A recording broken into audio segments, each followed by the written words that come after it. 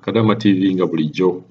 Lwalira amawulire ge tulina agakagwawo gakubeera nga offisi ye Riyad offisi Yabakadaama Riyad ekutte omuliro, naye nga akajagalalo kakyaliwo, tetunnamanya bameka bakadaama abakosebwa oba abatannakosebwa.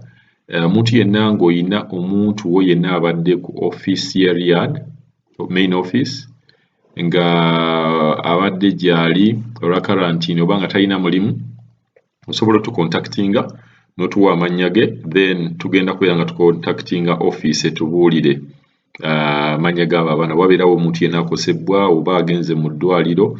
Naye twakafunawo gali nti basobodde okufulumya bakadaama bonna mu kizimbe, abasinga kati bakyanoonya fire nga bw'ogirabaawo.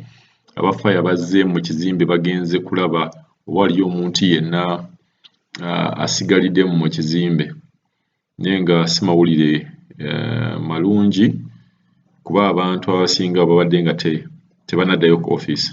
So nga mbalabaawo bonna bali confused.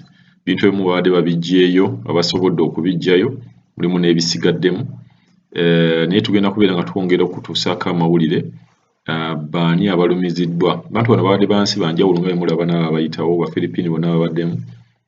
So twagala okumanya kiki ekibaddewo, bameka abafunye obuzibu era bameka abatafunye. So omuntu yenna alina omuntu wo ng'abadde ku offisi ya Riyad, gezaako okulaba nga otucontactinga otubuulire ebikwata ku muntu oyo, then tukwatagane ne offisi tulabe kiki ekigenda okugenda mu maaso. Mawulire si malungi naye bwe kityo bwe kibadde. Balaba nga bwe bafuluma awo bakyafulumya abaana abalala. So ekizimbe kibaddemu abantu bangi oba abaana bangi bakadaama.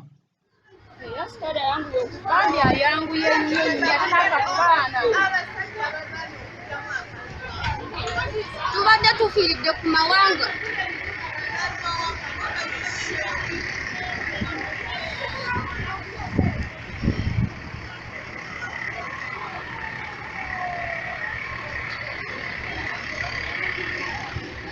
Tufiiridde ku mawanga, leero mubadde mutusiibudde.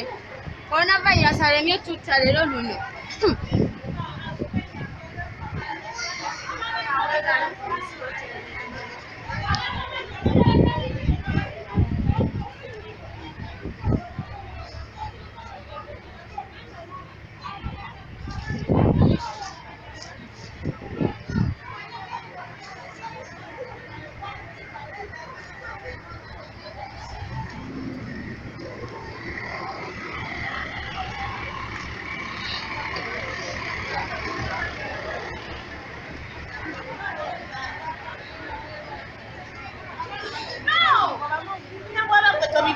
Era bigenda wala imbada singa akola kibala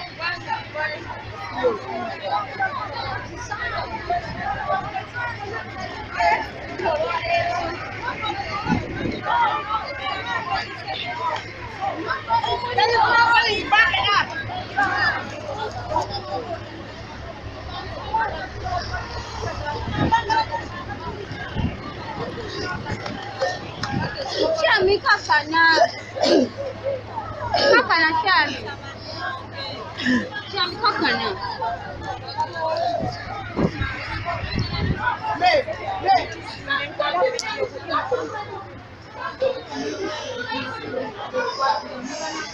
amusimu bali gajja ku baana.